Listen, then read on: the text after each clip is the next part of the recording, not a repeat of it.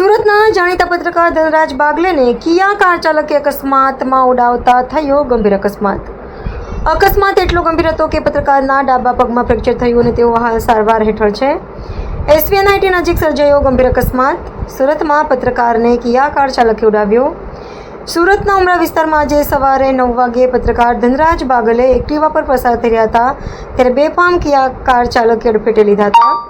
ઘટનાની ગંભીરતા જોતા ઉમરા પોલીસે ગણતરીના કલાકોમાં જ કિયા કાર ચાલક સંજયભાઈને ઝડપી પાડી કાયદેસરની કાર્યવાહી હાથ ધરી છે. સવારે 12 વાગે અકસ્માત, કલાકોમાં આરોપી પોલીસ સકંજામાં. રિપોર્ટર નૈતિક રેશમવાળા, સુરત.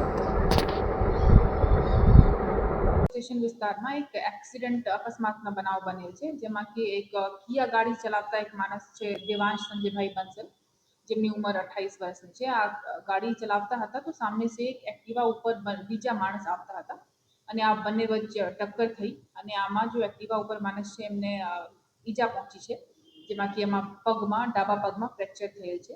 અને આ અકસ્માત બન્યા પછી આ આરોપી ત્યાંથી નાસી ભાગી ગયેલ અને એમની જે જવાબદારી હોય છે એમના પૂર્ણ કરેલ નથી.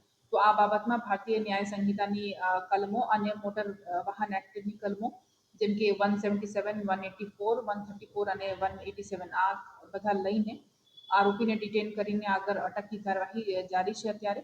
અને સાથે સાથ ગાડીને પણ કબજે કરવામાં આવશે અને ગાડીના એફએસએલ અને સીન ઓફ ક્રાઇમના એફએસએલ, સીડીઆર અને બધા સીસીટીવી ફૂટેજની મદદથી પૂરતા પુરાવા એકઠા કરી વિક્ટિમને પૂરી તરહ ન્યાય મળે આ અમારી કોશિશ છે. આરોપી ના કાપડના ખાતા છે જે સચિન મુજવાલા એરિયામાં છે. કેટલી રફતારથી આરોપી આગળ ગયો હતો? આ જાંચ એફએસએલ થયા પછી ચોક્કસ પતા લાગશે, તો તમને લોકોને અમને જાણ કરીશ.